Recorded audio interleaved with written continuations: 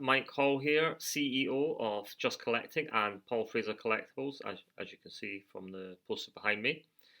Today I'm going to share with you 10 philatelic items we've sold in recent months. Now, the thing about being a stamp dealer is it's always your favourite acquisitions that sell the quickest. So the things that you get that you're most excited about, you sadly only get to hold for a very, very short period of time before they find their new owner. So the 10 things I'm going to share with you today are sales that we've made where the sale was bittersweet.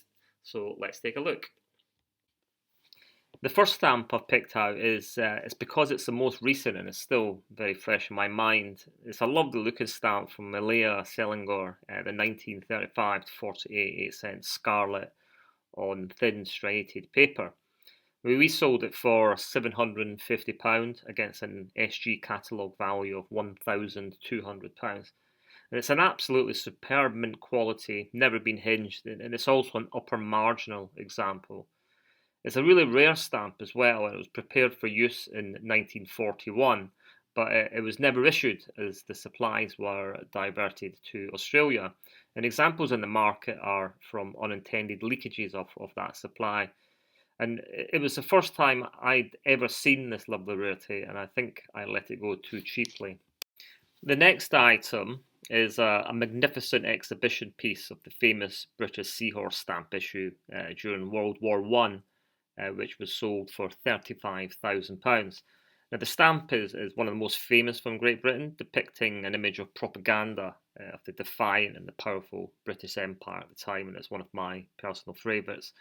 Now, this amazing quality half sheet of 20 with the full sheet margin in the attractive pale carmine shade from 1915 actually came from a gold medal winning collection of Hassan Sharda. And these are the kind of philatelic gems you would really rather hold in stock to showcase the fact that you handle the world's rarest and finest quality items. Unfortunately, they don't tend to stay around for very long.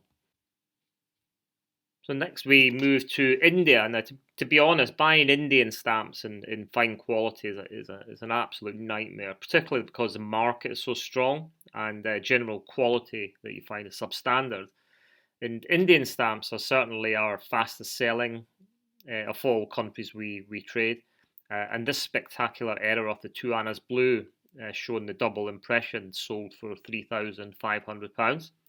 Now, the quality is rarely seen like this for this error, which is unmounted mint with its full original gum. And they're very rare, as most examples were used or lost from the sheet issued in Karachi in 1898, where the error originally came from. Now, what's frustrating in selling Indian stamps is that prices are rising all the time, and things that we sell for a fair price today literally become underpriced very quickly in such a fast-moving market.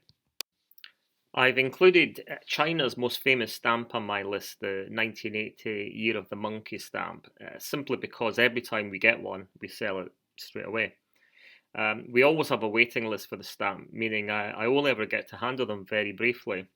And it's China's most revered and iconic stamp. The reason it's so coveted is because it features three good luck symbols in Chinese culture: the colour red, number 8, and a monkey. Now, prices have risen steeply over the years despite its large print run, which was 5 million. And that's because demand from the 20 million plus estimated stamp collectors in China mean there's always more demand than supply of fine quality unmounted mint examples such as this one. Now, entire sheets of 80 stamps have realised over $200,000 in auction in recent years, which is $2,000 a stamp. And that's quite remarkable, when you consider the equivalent stamp from the UK from 1980 would be worth no more in value than its postage value. The next stamp is a very famous stamp indeed, and it was sold for £17,500. It's one of the most famous rarities from King Edward VII's short reign, and it was in issue for just one day before being withdrawn because the ink used reacted with the chalky surface of the paper. Now, the reason I didn't enjoy parting with this was because it's probably the best quality example in existence, particularly in this positional form, and I'm never going to get the chance to handle a better example again in my life. Now, this is one of those philatelic treasures that I feel I let go too cheaply. We priced it at £19,500, but the SG catalogue value is £40,500 plus. An unscrupulous dealer could break up this sheet and sell the stamps individually, making a tidy profit. It'd be really sad to see that happen. Thankfully, I can relax on that as it's now owned by a major collector. We wouldn't be committing such an act of vandalism. Now, plate 71 is an important plate number for penny reds, and this sheet was used in 1848 by Henry Archer for experimenting to find an easy method to separate these early stamps, better than the crude method of the time they were using scissors or slicing stamps with a blade to separate them. Now, this is a magnificent block of 60, and it's truly a stunning piece of early Queen Victorian philately. This next one, I knew when I bought this stamp it would sell as soon as I offered it. I was a bit annoyed actually with this one, as I never got the chance to describe it and to tell its full story. And that's because one of my sales team sold it straight away for £15,000. And it was the first time I'd ever handled this major error. It's a famous error with the inverted plain overprint, with only 40 examples originally existing. Considering there are 100 examples of the more famous US inverted Jenny stamps, which are very similar, and a block of 4 of them realised nearly $5 million at a recent Sotheby's auction, I feel this stamp deserves a much higher valuation, and I would have been happy to hold it in stock for the next 10 years, but didn't get the opportunity to do so. This famous borderline ridiculous overprint error from Zanzibar, which reads Zanzidar, was one of those major rarities I again held for the briefest of moments. When I sent my email out to clients with the headline, 5 reasons why I expect this stamp will sell quickly, I wasn't being arrogant, I just knew it would go for the £7,500 price ticket. There are only 2 examples of this recorded in private hands, and this one is the finest, and it's unique in this desirable and very striking C-tenant form. The provenance also reads like a who's who of philately on this one, so ownership is a real privilege.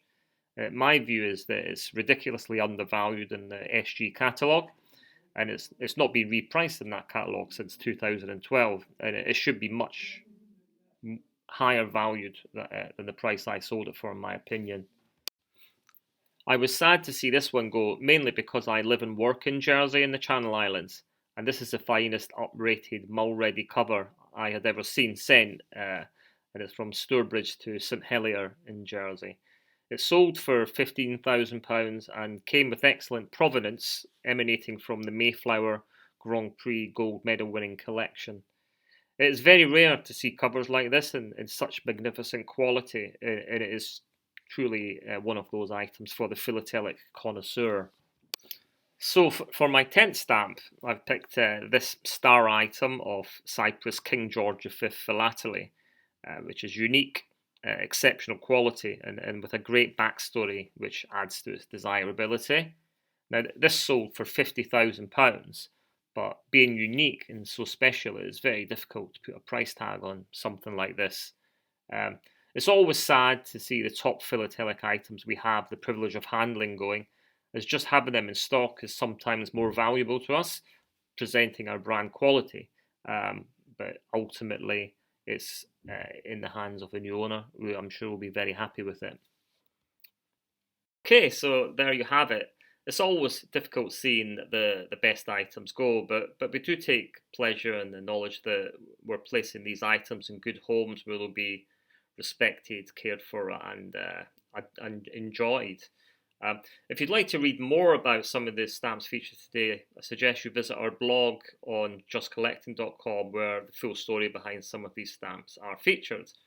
Also, if you would like help in finding some of the major rarities in the world, contact us at info@justcollecting.com. Also visit www.justcollecting.com, where you can view almost 2,000 other philatelic rarities. So thanks very much for watching. If you enjoyed this video, please let me know by liking it below. And if you would like to see more, be sure to subscribe to our channel. Thank you very much.